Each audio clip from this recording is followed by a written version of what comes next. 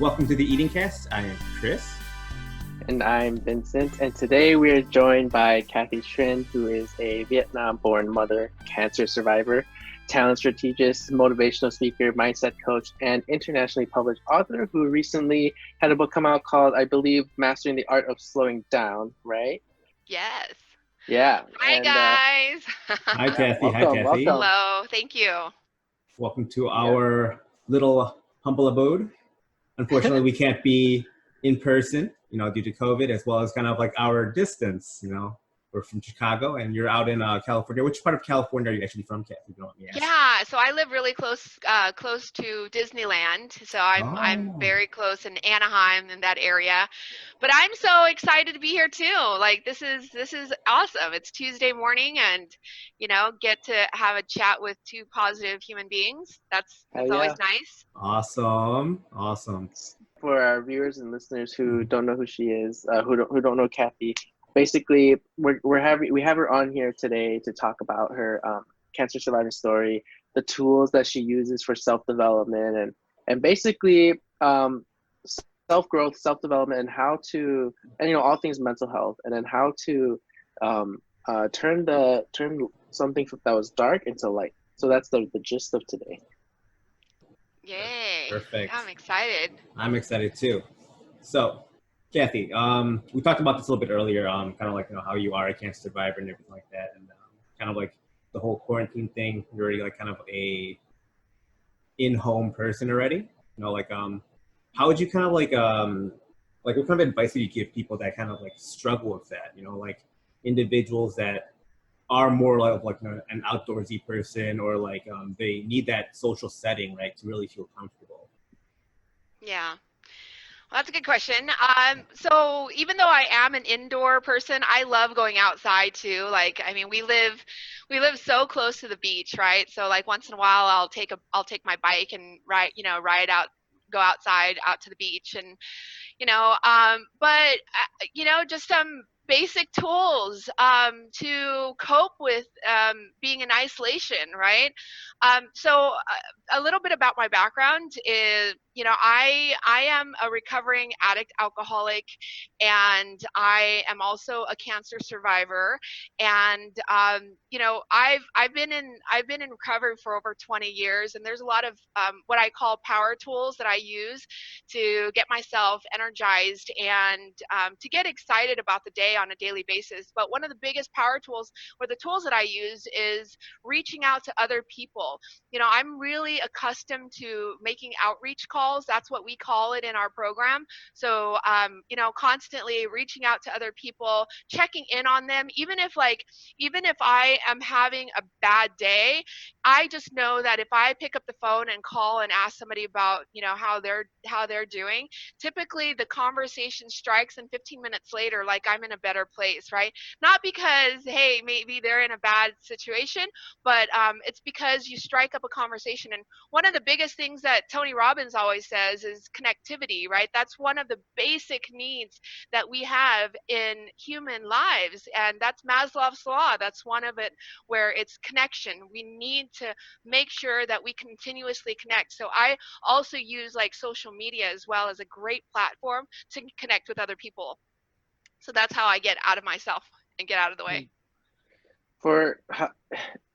I feel like I relate to you on that, where you really need that human connection. But for me personally, I guess, how do you draw that line where it doesn't become too superficial, where you're just like trying to meet a quota of human interaction? You know what I mean? Yeah. No, I understand. To reach out like that, it's kind of, for me, it's by habit, and also another thing that I recognize, and the reason why I am kind of the way I am is because I've had a lot of practice. When before I came into program, the phone was like 1,000 pounds, and I just couldn't pick it up because I was too embarrassed. I had too much shame for asking for help. So, in our program, or in life and in general, like, and I'll get into like what I do for a living as well. But I started practicing. It's making these calls on a daily basis. And sometimes as human nature, we get resentful, we get angry at people, and we just don't want to reach out to them. And all of a sudden you find yourself in isolation, right? You just find yourself in like this self-pity run riot, and self-pity, and people don't love me. You get into these like really young conversations, the dialogue in your mind. But it's not like that, guys. It shouldn't be, but unfortunately we're human. We're always going to fall back to how we grew up. So we can dive deeper like in how we grew up as a culturally or environmentally. And I can definitely share like how I grew up a little bit, with you guys too. But at the end of the day, if you don't even do it and you don't even know how to do it and practice, it's very awkward, and it's very it feels really inauthentic, and then sometimes, I just heard of a term the other day. It's like emotional blackmail. Sometimes I'll see a phone call or a text come in, and I'm like, oh my gosh, now I can't take this phone call because this person is not in a good place, and you can just feel the energy through the other line. So just be really selective on who you reach out to too. So you got to protect your energy as well. I think it's just really important that, we have to protect our energy, but we also have to practice, because so you'll never know what's on the other side of that phone call if you don't make that call. Mm-hmm. Definitely. That's definitely something that I feel like we as our generation, right? Like the younger generation lack in a sense, just because we grew up with technology, right? I would say like me and Vince, like we're like kind of right down the middle, but we were still like, we grew up without technology in a sense, and also like we grew up during like the start or like the boom of technology, right? Where cell phones and texting and was like starting to like become like a trend and a fad, right? All the way to now, right? Where like a lot of contact is a lot of like non-direct contact, right? Where we're, instead of calling to hear our our loved ones and stuff like that, we divert to texting, right? Like I don't personally do that, but like I've heard my younger siblings tell my parents all the time, like, just text me, just call me, instead of calling me, just text me. I'll respond to it faster. I'll get to it faster and everything like that. I'm like, that's a real like disconnect, I guess, from the older generation to the younger generation in terms of like how to communicate. Because like Right. it's the older generation, like my parents, are not really that keen on like texting and everything like that. My dad tries, because my younger siblings have done asked him to do that. He tries to text me every now and then, which is really like, it's funny to read and kind of decipher what he's trying to say, but at the same time I know he's struggling with it. So like I just give him a call right back, and I just ask him, hey, what's up? Do you need anything or anything like that? And then like we just go through the paces, and then I'll go do whatever he needs me to do, and we're back to where we are. Yeah, no, absolutely. So you guys, like, I'm in my 40s now, like I'm turning 43 this year. And, before I got into the career that I'm still in now, I've been in the same career for 22 years, by the way. So we can get into that. But imagine, back in the day, I used to sell beepers and pagers, and that's like, hiding at its best, right? There's payphones everywhere. We were trying to beep each other. We were trying to connect. We were trying to communicate.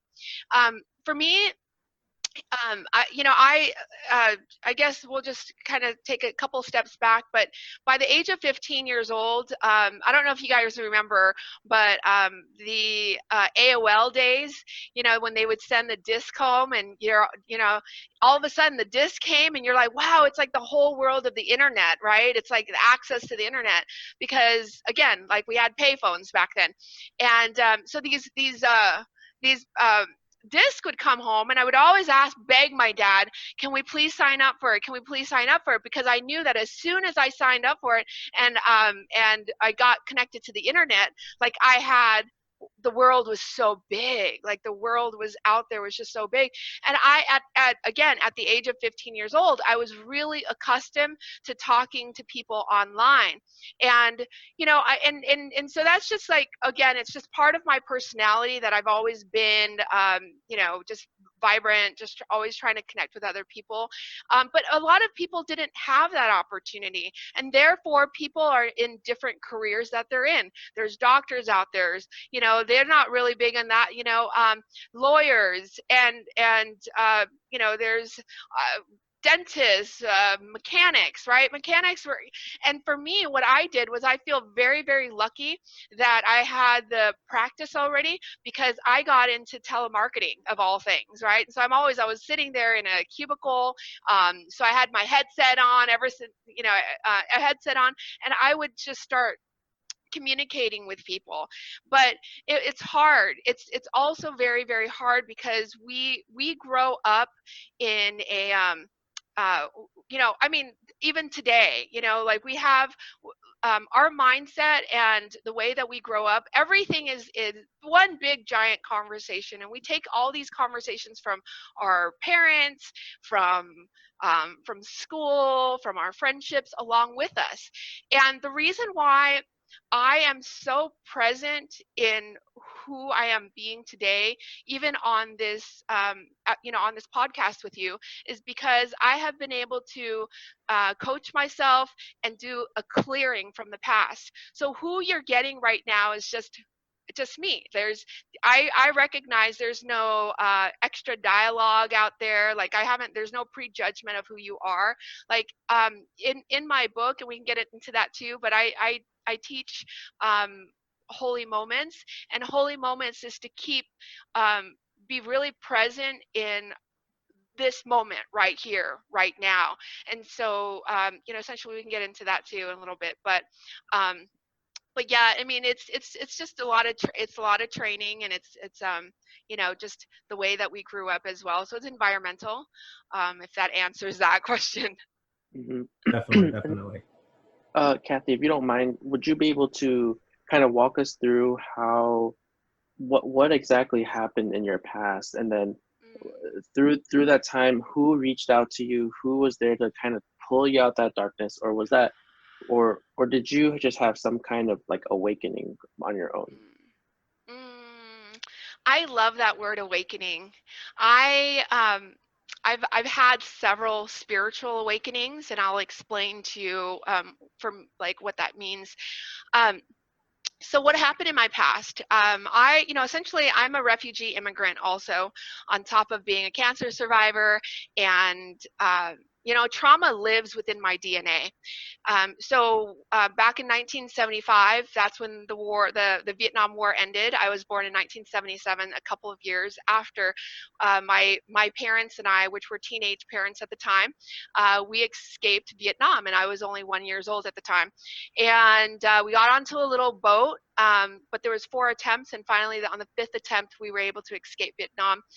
The way that I have characterized it is that we were lost at sea for 7 days, and it really was, because there was no guide on where we were. And so after that, we were pulled into the Vietnamese refugee camp, and we stayed there for, you know, for about a year. And then I got lucky, because my grandmother had already she had already migrated to America, and she was in Orange County. So I ended up being an Orange County girl, came here in 1980. And so the OC, you know, I don't know if you've seen the show, but yeah, so I've been in Orange County all my life. At the age of, you know, for me, like I felt like I grew up relatively normal, right? Just the normal Asian family. You know, I always said it was normal, but really it wasn't. You know, there was a lot of abuse. There was a lot of, I would say, verbal abuse, mental abuse, psychological abuse from my parents, especially with my mother, because, you know, I'm like the oldest and of 3 girls. And so by the age of 13 years old, I was on a basketball team, and I came down hard on a rebound, and my kneecap snapped out of place. And what happened was I ended up I had surgery on my right kneecap, and that forced me to go into my first isolation for about 6 months. I was in a cast for 6 months, and I developed an eating disorder. And I started eating, and I couldn't stop. So I started becoming like a compulsive overeater, and I coped with my everything by taking a little blue pill. And the blue pill essentially it was a weight loss pill. And oh, Vincent's gone. But yeah, is he We'll still there? continue. Yeah. Yeah, he's there. So yeah, it was a little weight loss pill. So I got addicted to weight loss pills, and 6 years later into it, um, the pills were taken off the market because it caused a lot of harm in a lot of people. People started dying, and we had heart conditions, and I ended up getting really addicted to a little magic pill, and I never told anybody. See, that's the sickness of doing something and never sharing like secrets with people. And so I started getting addicted to these pills. I didn't know how to get off of them. My whole excuse was that the doctor prescribed it to me, so it's okay, right? And I found myself with everything. I took the pill because I was unhappy. I took the pill because I needed energy. I took the pill because I was mad at you, and I'm like, I'm just gonna drink or eat at you, right? And so eventually, I went into college, and I started doing harder drugs. Um, Unfortunately, I got myself into a really bad situation. I was dating a person, and unfortunately, he was doing methamphetamines. I thought that was, I was like, oh, I'm already high on all of these other pills. Why don't I just go ahead and do meth? It sounded okay. And I don't know if you guys have ever dabbled with like ecstasy. I was like, well, you can't do ecstasy during the week, but you could do meth during the week. So I started doing that instead of everything else. I got really, really sick, guys. I hit my I ended up in my last year of college. I'm living in my car. I'm homeless. I stopped paying for any of my student loans.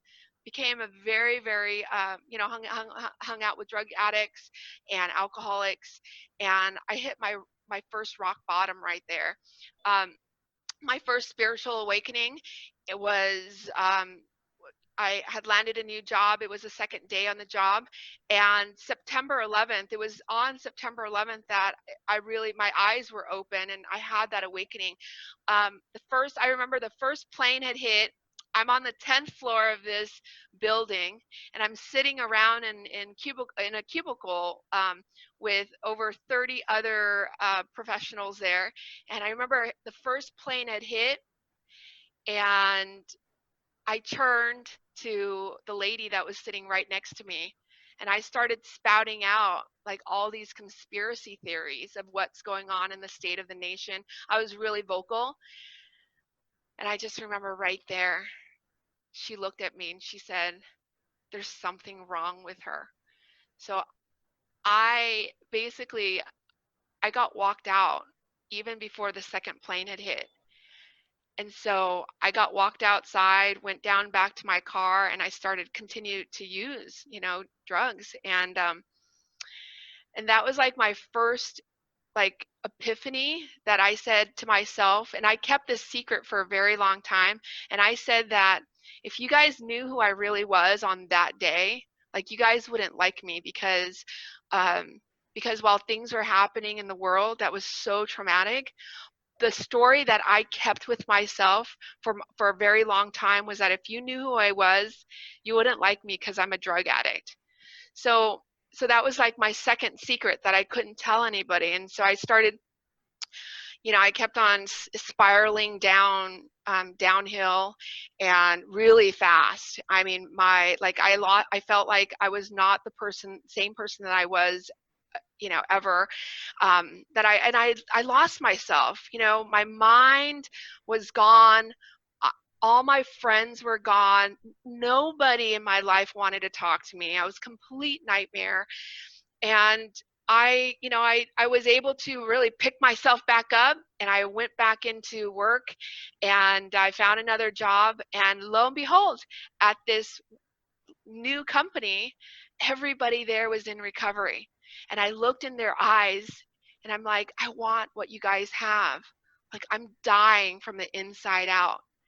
And then I turned to this, a couple of friends, and one person took me on, and he said, you know what, like, it looks like you do need help. So I finally said, I need help. So I walked into my first support group. And you guys, I always felt like I was a really unique person, because I kind of still look the same, like same woman, but at the age of 22 years old, I'm sitting there in like these big giant support group meetings with like older, like white men, like Caucasian guys, smoking cigarettes, riding Harleys, leather jacket, while I'm here just like feeling like a foreign student trying to learn the American culture. I'm like, and I shouldn't be here. Mom and dad doesn't know about this, and I'm working hard. I'm staying sober, and so I, like, I guess to answer your question, um, some of the people that really picked me up were other, like we call them Eskimos. Like, they would come and give you tools, and they say, look, here's your way. Or like there could be a bad Eskimo and a good Eskimo. Some, the Eskimos are like, hey, here, drink more, or, oh, here's something to learn how to fish, right? So I've had a lot of Eskimos in my life to come into my life and say, look, the way to do this life is to stay sober no matter what. Don't drink and use no matter what. So I've learned.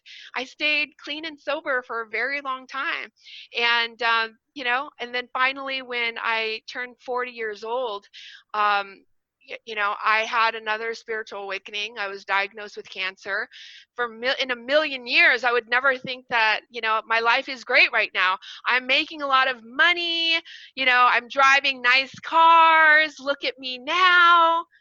But all of a sudden, God gave me um, another obstacle and another challenge in my life that I had to overcome. So I would say I've had a couple of spiritual awakenings in my life, but just kind, generous human beings that have been along the way. But I would attest to the people in the recovery programs, because they've been there. And I love the program so much, because we talk about like supporting another person and being of service. And that's like, to go back to what we were talking about earlier, when we make outreach calls, it's not about us anymore. It's about our community. It's like, how can we be of service to another human being? So when we get out of our own self and get out of our own way, we can we can feel good and proud about our path. So again, to answer your question, there's been a lot of people along in my life, and right now, like, I can list over 1,000 people that has come into my life. And even you guys, like, even your curiosity of who I am is enlightening to me. I will never forget about this conversation ever in my life. So thank you so much for inviting me here. For Oh, sure. no, Wow. thank you. That means a lot. The fact that, like, this is like adding on to that inspiration to kind of keep you rolling, especially like after having these spiritual awakenings and that, like, kind of like going through all these, like, I guess you could say, like, trials, right? It's just really, it's amazing, it's really amazing to see, like, you're like, that is, oh my gosh, I'm at a loss for words right now, because like your story really kind of, it resonates with me a little bit, bits and pieces, not all of it, but like, because each of us are individually unique in terms of, like, our own stories, but I can resonate with a lot of the things, because my sister did have leukemia. She's doing a lot better now. She was, like, one of those individuals that was struggling, because, like, she lost a year of her social life, in a sense, from school, so she had to play catch up and everything like that. And it was really hard to watch her do that, because, like, it's hard to see someone that you, like, you love, you care about, right, kind of like go through those situations, and then, like, with, like, the whole addiction thing and everything like that, it's also another trial, right? Because, like, I have dabbled in, my fair share of, like, uses and everything like that, but like it's never gone past just recreational. You know, like I've used and I've stopped, and I have had friends and family that kind of go above and beyond that, right? Like almost like they're dependent on it as well, and it's kind of like it's really sad. You know, like I've had a talk with one of our other guests about this too, Gavin actually, like about my someone that's close to me that did dive into that stuff, and kind of like he was using and using, kind of in a way where he was trying to escape his own reality, right? And it really hurt because I didn't know what I could do. And then finally, like there was a day where, he was using and he went to the hospital. I was like, at that moment in time, my heart sank, and I was like, that could have been the last time I saw him, and it was really scary, you know. Yeah. So it's definitely one of those things that we tend to overlook when we're in the moment of that stuff, under the influence of that stuff. It's like you never think it would happen to you because you're having so much fun, but then it's like, holy crap. Right. Yeah. Wow. Yeah, no, absolutely. Like my heart goes out to your friend, as well, because I just know, like, we struggle, like, and I'll tell you guys this, like, I thought that as soon as I got clean and sober, like I was just gonna I was gonna tiptoe through tulips, right? Everything's gonna be fine again. But what we say in our programs is that all of our problems didn't come in one day. It's not going to go up poof. It's going to not magically go away in one day, right? It's like years and years of like self-abuse and then like self-sabotaging behavior. What is going to say, it's not going to happen again? So a lot of times I hear alcoholics and addicts all the time saying, that's the last time I'm going to binge drink like that. That's the last time I'm going to black out like that ever again. And then the next thing you know, society says, hey, let's get on Zoom and then let's just cheer on, right? And then you hang up the phone and then you wake up in the morning going, oh my God, I think I did it again, And it's like a vicious cycle. You can't get off of that train or that roller coaster, even if you wanted to. You need to have someone like myself. Like I'm part of an intervention team, and I get calls all the time. I'm actually the front line right now for all of the Vietnamese people in our community. Because my number is published on the internet, so all 20,000 there's like 20,000 meetings in our directory. Like I'm the only one. I started up our very first Vietnamese recovery meeting out here. We have a great community now. People are clean and sober. People are coming out of their out of their darkness as well. They just know that there's a place that other people look like me, think like me, have a place to support, to go to. And it is really hard, guys. It's so hard. Like and the reason why I am the way that I am every day, it's a lot of, like I said, the words training and development. We can go. I mean, I've also spent thousands of dollars to walk on fire with Tony Robbins to get that rah rah rah go let's go, and then like I paid thousands of dollars to go get a money mindset. The wealth mindset's so important as well.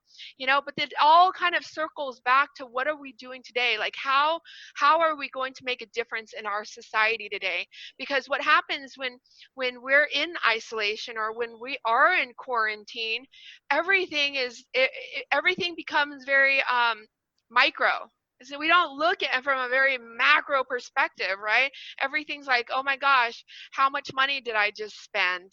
Or why is my spouse not feeling good? And it's really micro. So for me, like I think very I think just for my community, I only live for my community. And I'll give you a really good example of the service work that I do. So like I said, I'm part of some intervention, a couple of intervention teams. And for example, even during quarantine, like a month and a half into it, someone found me on the internet and says, I think that you would be a really great partner in this particular intervention. So we had a conversation with him, and next thing you know, I am at 3 o'clock in the morning, drove my car out to a liquor store to pick up a gal that just AWOL'd from her sober living home. And she's 17 years old. She's Wow. Vietnamese, and she was at the sober living home because she was addicted to heroin and Xanax. And I'm sitting out there, and she had already AWOL twice, so the sober living home won't take her back. And so I was like, we had to make an executive decision. I said, okay, you're going back home with me. So for the next 3.5 weeks during COVID-19, this young lady, Vietnamese heroin addict, is sleeping on my couch so that she can kick heroin and Xanax. And and again, that was like something that that God brought into my life to say, look, Cathy, you've been through it. Someone needs your help, and that's what we do. We just we put our armor on, and we go out there, and we help other people. And that was something that I did on a pro bono basis. And after 3.5 weeks now, she has been transitioned from my home, my living room, to a beautiful detox center up in Malibu. And so she's there for 3 months. And the beauty is that when she gets out of that place, I'm gonna have her march right back to my place so we can continue our work in staying sober. But really, it is one day at a time. And it's just like anything in life. And I've been around in this program for so long. I've seen so many people pass away. Like 4 weeks into quarantine, I get a phone call from a friend, and he said, Chris just died, and he died in his car, overdose, and he was shooting up. And I mean, I've seen so many people pass away in life, and it is a pandemic. The drug and alcohol addiction, it is a pandemic. But you can also roll the addiction into other addictions too. We can be very easily addicted to relationships. We can easily be addicted to. We can use food as a coping mechanism as well. So I love talking about the addiction part, because it is all, at the grand scheme of things, it circles back into the mental health and mental wellness and vitality and well-being for human beings. Mm-hmm. Cathy, I just want to say, like, holy crap, what you're doing, it's so pure, it's so wonderful, and it's so easy for people to, after they recover or after they wake up, in a sense, it's so easy for them to just go back into their shell and say, okay, cool, I got what I needed, I'm just gonna coast. But what you're doing is you're redirecting that energy, and you're just giving it back to the people who need it most. And just simply you existing and your presence just there, it's crazy, because like, just looking at you now, like, if that neon sign behind you wasn't a neon sign, that would be your aura. You're just like angelic and just you know what I mean? And it's and I love that that's what you do, and I know Chris and I both have our fair share of like mental awareness and our own demons and stuff. And I know for sure we're still trying to figure it out. And like you said, it's step by step, and it's never just a one-stop answer, And the first step for sure is to reach out, let people know that you need the help, and it's okay. Especially as an Asian American man, you got to put your ego and pride aside. It's okay to let your guard down, put your walls down, and let people know that you're in deep shit. Yeah. And before you like burn to the ground, you wanna see what could be salvaged. And who knows, when you're describing your story and describing how you were like rebuilt, in a sense, I kind of just pictured like a pot of clay on a disc, and it's just like just there. And then all of a sudden you're like, you know what, fuck this. I don't want this to be a mess. So I'm gonna just mold something, and you made a pot, right? Then all of a sudden, once it's all said and done, the pot cracks, it breaks. But then there's a Japanese way of life where even though it's cracked, you could still put gold into the cracks and make it still a beautiful thing. You know what I mean? So even though it was broken, it's still in and of itself a beautiful piece of masterpiece, a piece of art. Yeah. Oh, yeah, Vincent, absolutely. Like I'm just sitting here and, as much as you guys see I see how like amazing and beautiful you guys are as well. I can feel the friendship and the connectivity between both of you. And we're all like we're really as human beings, we're just like naturally curious, right? That's why I got myself into so much trouble, right? But also when you start feeling like, wow, like this positive energy, this is like I want more of it. Like how does that how did someone turn darkness into light, right?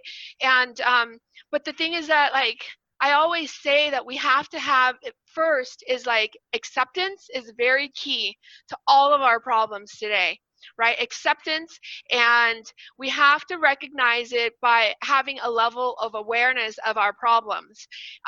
With anything, whether you're building a business or you are, you're trying to put together a family, and or a relationship, everything, you have to lay a good solid foundation first, but you have to get yourself out of the way. And how I've been able to do that was really like there's so many tools. Like I've learned so much from so many people, and that's why my book, the journey, mastering the art of slowing down, is I have so many tools in there because I've learned from so many masters. I have gurus, there's yogis. One of my yogis that I go to on a regular basis, he got accepted into the school of Mahatma Gandhi when he was 13 years old. Like he learned from his masters. I even identified where my knowledge comes from in my book. We have Tony Robbins that says take massive action. We have Mahatma Gandhi, talking about that. Lao Tzu, right? We have all these, and I live on quotes too. I will never take I won't take ownership of any of the things that I've learned. I'm just trying to modernize it, and I'm trying to relate it to my life so that another human being can say, look, you know what, you've been through it, I've been through it, and you can find your way back home. But again, like going back into my support groups, like the very first step, we say we are powerless over X and our life is unmanageable. As soon as you go, I'm powerless over this, like let me hand it over to God. Like I say God as a whole collective higher being, because I grew up as a Buddhist, and then along the way, God was a lot of people had planted seeds, and I did found God, and I ended up getting baptized a couple of years ago, and I became a Christian. So I'm a little bit of a hybrid of everything, but yeah, we have to just have acceptance of whatever it is, and in order to improve, to have that level of awareness for whatever our problem is. So thank you for sharing that. Cathy, are you aware of what Chuck E. Cheese is? Does California have Chuck E. Cheese? Yes. Okay. So Kurt's laughing. Where are you getting with this? Because I was That's such a deep spiritual, like we just went through like literally like the deepest like spiritual like journey just now, and then he brings up Chuck E. Cheese. Oh my goodness. Yes, I know Chuck E. Cheese. I love Chuck E. Cheese. Yeah, I loved it too. I was thinking I was thinking when you were saying all that, Cathy, I was thinking like the little tickets, right, that you get from games. That's like the quotes, that's the energy, that's the advice you got, and then you put it into the machine, and you are that machine, you're that vessel. And then what prints out is a receipt of everything, and then what you're doing with that receipt is you're returning it to the people who invested in you, and then they're gonna go get their prize. That's how I mean. Yeah. Okay. All Listen, right. like, It well, works. You you that's so you cute. Give it to me. you redeemed yourself. You redeemed yourself. That's a pretty good You one. redeem Okay. yourself. Yeah, my book is a Chuck E. Cheese book. It's so funny. But I love that visual. That's so great. But listen, like the reason why my subtitle says "Mastering the Art of Slowing Down," um, is because I like when you talk to me, and if I'm in work mode, I I am like like a power tool, you know. I make my phone calls, I have my KPIs, all these key performance indicators, like, and I get into really competitive mode, and I've always been like that since I was 13 years old, because I didn't take those those little blue pills to just be lazy. I used it as a performance enhancement, right? So a lot of people use it that way. People drink coffee, they're caffeinated on caffeine. And for me, I never knew what slowing down was. And until about a couple of years ago, I was really forced into the forced isolation because of my cancer treatments. And sitting in the hospital or being in quarantine and isolation like really forced me to look at my life as at a whole. And I'm like, first of all, how did I get this cancer? Like, is it because I didn't look at, like, I didn't go to pre-screening, checking up on my body? Like, was I ignoring all the signs, of all these aches and pains, you know? And if there's anything that I can share right now is like, I think the most important thing is to slow your life down to almost to sit there under the Bodhi tree, just like how Buddha did it, and that's when all the when we're out there like looking, everything that we need is within us. I am very studious. Yes, I have journaled a lot. I have done a lot of deep reflection, but there's no way that all of this stuff can come to me at once. I have to sit there and pray and meditate, so that whatever I need for today, that's what they say, just for today, is that knowledge is within me. I don't have to search anymore. Like what is most important for me right now is to sit here and connect with you two, and that's just going to energize me for the rest of the day. Like there's no other place that I'd rather be than right here with you guys right now. So let me share with you a concept that I came up, and I went out and I was like, oh, this is such a great idea. So I went and trademarked it as well. But I have a concept called the holy moments, and it's actually an acronym. So the H is for holistic moments in our lives that we can, like, what's the word holistic? Holistic is like to eat organic foods, you put it in your body, and at any given time you can create that holistic moment if you choose to, unless you want to go and eat pizza and garbage today, right? So that's a holy moment for me when I'm out there eating well. H. The O is for organic moments.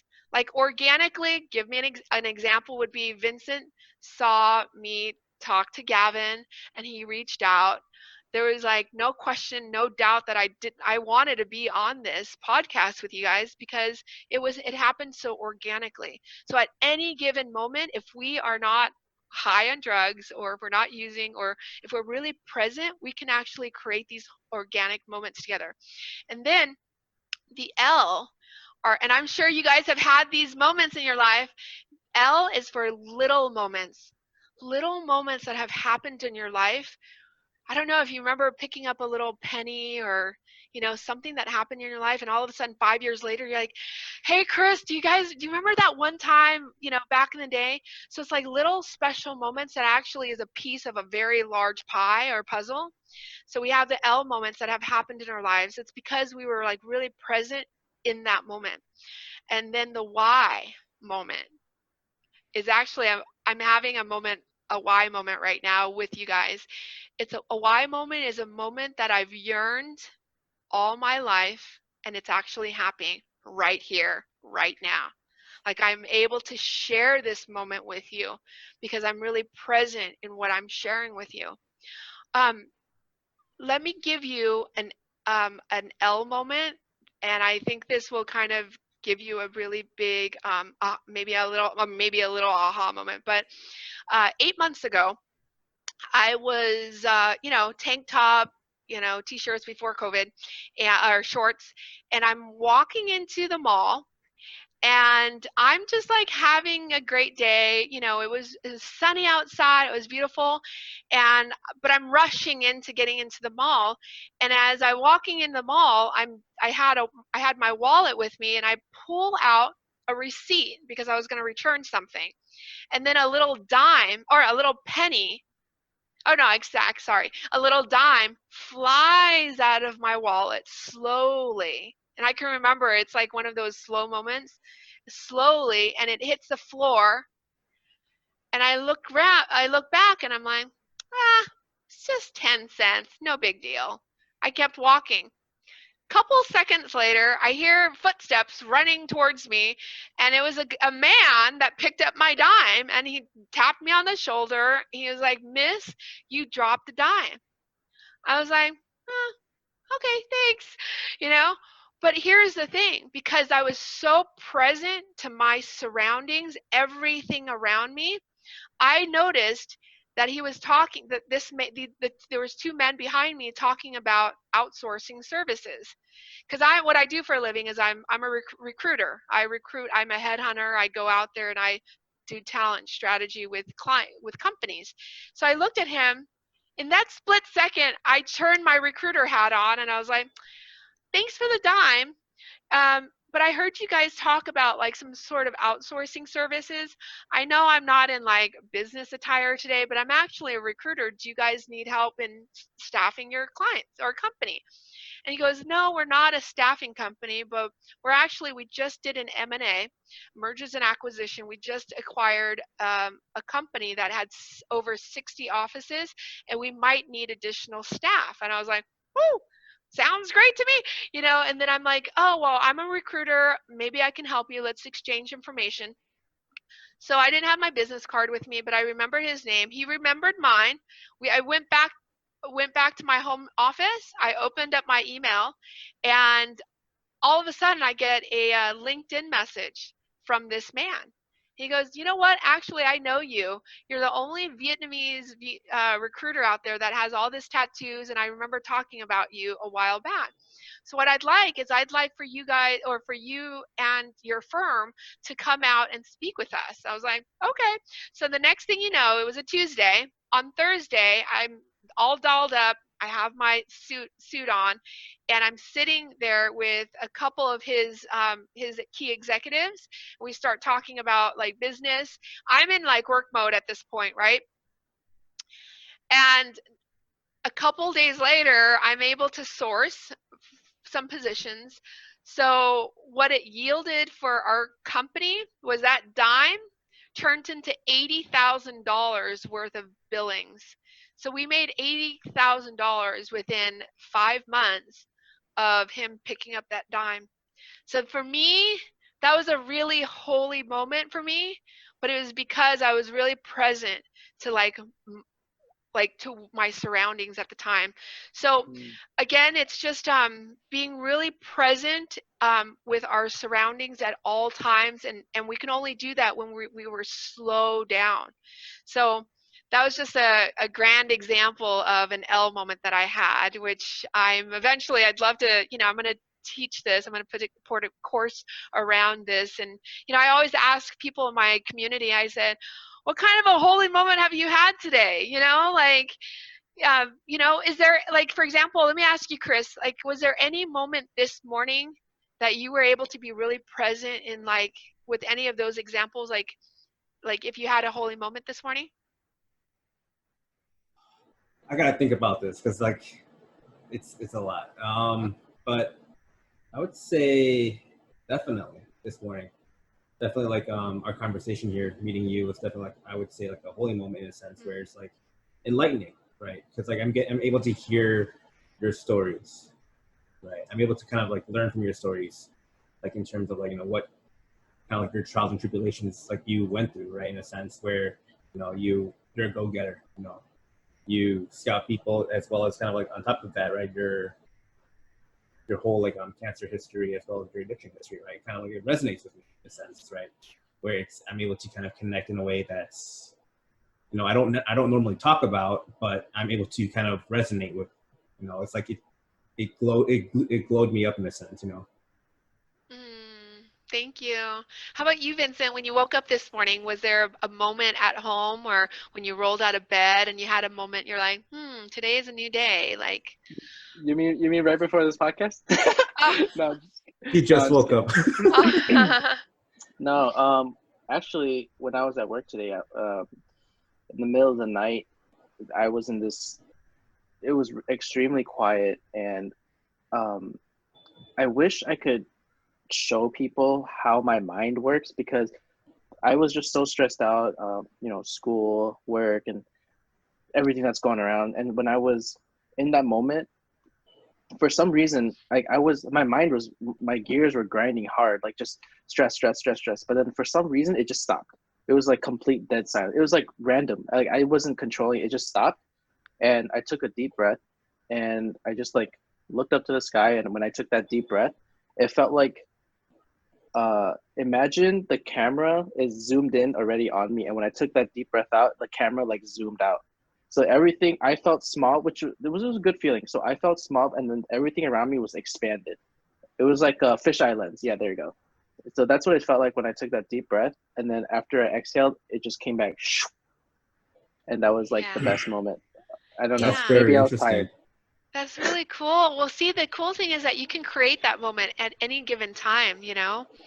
Like for me, I've had a lot of practice to just be able to stay in the moment. And like the words that I used earlier was like, we are just networks of conversations throughout our lives.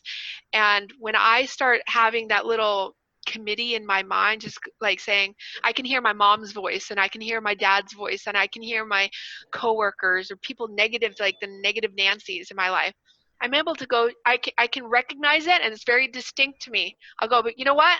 That's a network of my conversation from the past. That's not who I am right now. Mm-hmm. You know, that's not who I am right now. That's not what I'm living into. So everything I say today, it only is going to be fun, play, and ease. That's how I'm going to live the rest of my life. And if I can, and for me, like I have trained myself to recognize that, and to have very major distinctions on where people are coming from as well. Like for example, when I talk to a client or a candidate or a friend or family, I can recognize like even the things that they're not saying. Like I don't listen to the things they're saying. I'm listening to the things that they're not saying. It's like, what does this person need? How does this you know, what's still hurting in his life? Why is he coming at me, yo? You know, like, oh, okay, it's because he's still hurt when mom hit him at 10 years old and he's now 32 years old and he's still holding on to what I call a racket. It's basically rackets. And when I recognize like the rackets that are running in my mind, I'm able to shut it down right away and go, you know what, this is just a racket. Either they're running a racket on us or we're running a racket on them, you know? So I go throughout my day like that, you know, and I recognize, I can see it in both of you. Like you guys aren't running rackets on me. You're like allowing me to be free and authentic. And all it is like, it's love. Like you have no background of who I am, you know, except for what I share with you.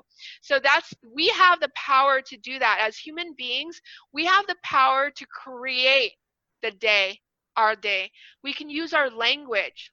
Everything is language. It's the language of love. Like everything I say from this point on, even at 11, 12 a.m., over here in California, like I can create what the rest of my day looks like. And it's everything that comes out of your mouth is what it's going to look like and how it's going to be created. And I know you guys know the power of language too. It's just so important. Definitely is a very important thing. But like that's really deep. Like kind of like coming into like we just said how like we're able to kind of create our day based on like, you know, our conversations. In a sense, it's like an eye-opening thing, right? Because that really goes to show, right? It's like what happened in the past doesn't necessarily have to drive how our day is going to be. What happened in the past does not necessarily have to shape us today, right? Because like you said, right? I mean, like some easier terms, Cathy, but like these rackets in our head, right? We can set them aside, put them down, and reevaluate certain situations, you know, and why certain things happened as we, you know, like in our past, and how we can correct those actions now for a better or a brighter future, if you will. Yeah. Mm-hmm. Oh my God, yes. Okay, look, I'm gonna give you guys this. I don't know if I'm gonna run out of time with you guys, or how much time I have left, but I'm gonna give you a really great example of who I am being today and who I was. Okay? So here, who I was this. So let's just say, for example, this is, okay, wait, hold on. So this and this, and, oh my gosh, and this bad boy right here are, oh shit, okay, hold on for one You're second. good. You're good. So You're good. this and this are my ex-boyfriends, okay? Mm-hmm. And I had a really bad relationship with this guy, and this guy, he was like, let's not talk about him. But he was a conversation that I had because I was with this guy for like 5 years and this one for 3 years, right? And so, and then like here I have like my colleague that I really hated, but here, but that's fine. I learned from my coworker because he was so smart, and he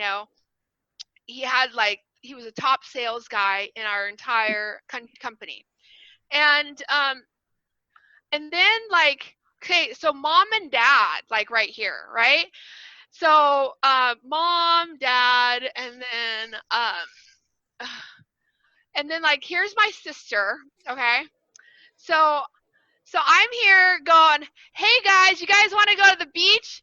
And like, oh my God, I'm like, okay, so hey, do you guys want to go to the beach today? Like, I know you guys are struggling, and but I have so much knowledge and so much wisdom that I can share with you because I've been through it too. Like, I have so been through what you guys have been through, and like, don't worry, like I have my encyclopedia on my phone as well. So like, and and then, but and then like my mom, like when I was growing up, we had a bunch of like, I have like, don't worry, it's just like when you guys were growing up, like let's, so here I am, and I'm coming into this conversation with you, and this is what normal people do.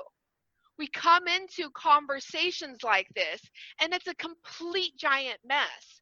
Okay, but not only this, like I and then I met this really cool guy, and like he was just like really cool, and he gave me so much knowledge. And then like this guy named Chris and Vincent, like we had such a great conversation today. And all right, so this is how we typically go into conversations. Every person, right? If I came into this conversation today with you saying, yeah, I think I've got this podcast down because I've got so much knowledge I can share with Chris and Vincent. Like, this is basically how my brain looks like outside of myself. And you probably would be so turned off because you're like, oh my God, she's like a freaking train wreck ready to happen. Like, can you imagine? And then what if and then it's like, we want to have a beautiful day, but let's go to the beach like all day long. This is how people look like, and then like your sister and your brother, this is how they walk around in life. It's so heavy, guys. And so what we do is we have to start practicing to going, you know what? Those are just part of our conversations from the past, and we're just going to have to put it down. And like, this would be such a turnoff if we were to go into this conversation like this because it's so heavy. So the reason why I share this example with my friends is because wouldn't you rather have me like this? And the reason, and what this is called and what this is considered is coming from a place of nothing. So when you come into a conversation, and you come in without any judgments, without any dialogue from the past, I get to learn about Chris. I get to learn about Vincent. There's nothing that I know for my 42 years that can make me sound smarter in this conversation. So I call it coming from a place of nothingness so that we can create anything at any given moment, and it's instant too. And it's such a beautiful place to be when you are, you work through all your pain, you work through your suffering, and you just set it aside. You know what? That was the pain and suffering, but that's not who I am today. I am what you see here. I am my words. Like, do you know how many people it has a hard time even saying I love you? Because they're held back by their rackets, right? It depends on where their love came from. If someone grew up without love, nobody telling them that they love them, it's hard for them to give it to another human being.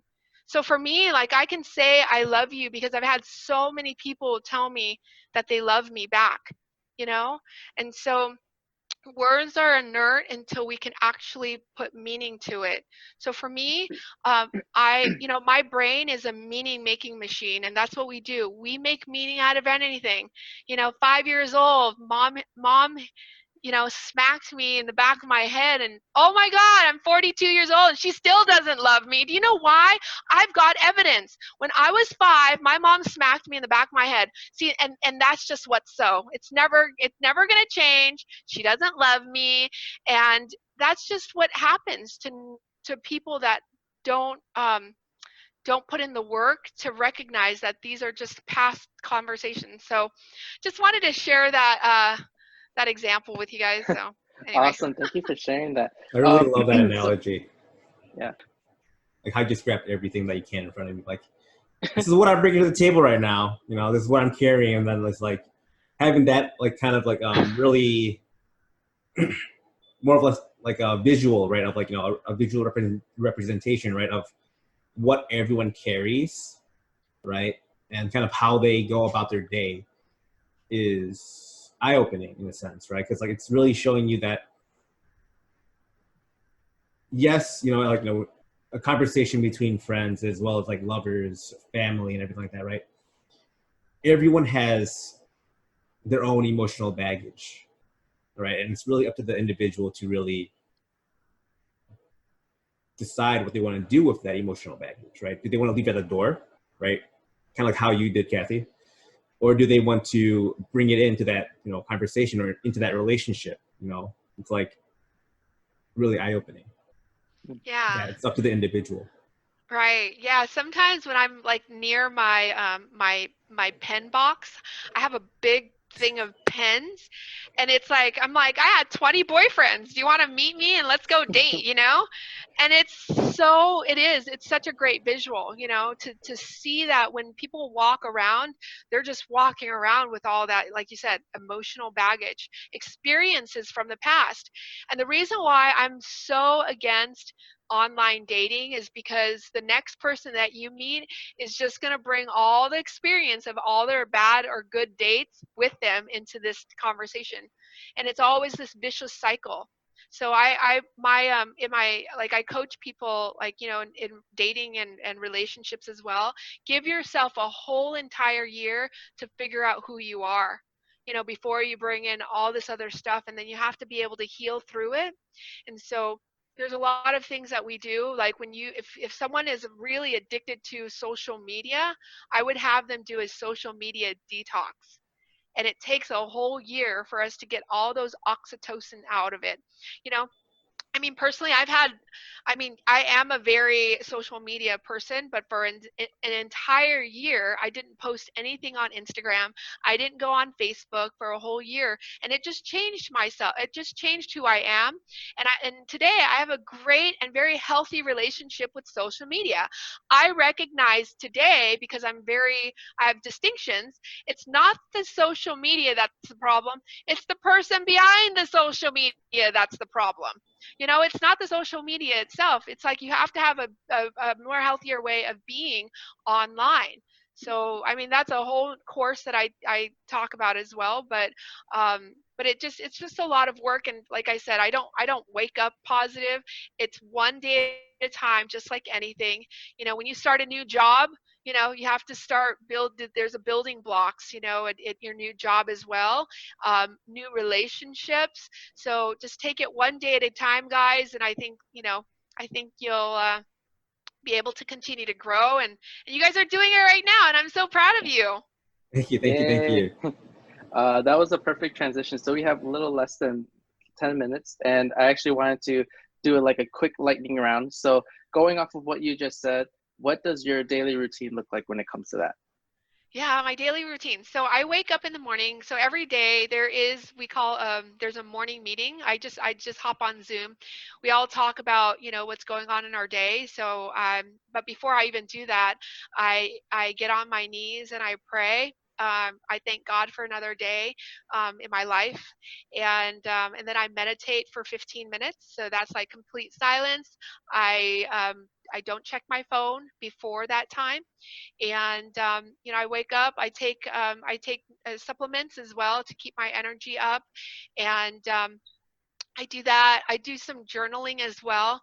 I don't journal as much as I need to lately, but I do what we call bullet journaling. So I would bullet journal out my thoughts. It's like lightning fast, and yeah, and I would get ready for the day. I power up my laptop, and then I check my emails. But I do make my outreach calls early in the morning as well. So once in a while, like, you know, you'll get a phone call from me, and I'll be like, "Hey guys, how are you doing today?" And then that just kind of gets me really motivated for the day. So I have it. It's called the morning routine. So I have these power tools that I use early in the morning. That's Awesome. And awesome. that actually another question, which would be, what is your top 3 favorite power tools of your on your workbench of life? Ooh, my workbench of life. Yeah, so I love journaling. Journaling is such a beautiful thing. Exercising as well, moving, anything that it typically is in motion tends to stay in motion. So to keep the momentum up, I like to move around a lot. Like I move around in my house a lot, but then I also leave the house to get some fresh air. And gosh, like I guess the third one would be to, um, you know, just to connect with other people. You know, to be on the phone, to learn about, you know, people, and yeah. So those are kind of the you know, the my power tools of how I can, you know, be a successful entrepreneur. I think everybody does that. Awesome. And Definitely. then last but not least, what last bit of advice would you like to leave our listeners and viewers? Um, I would say self-care.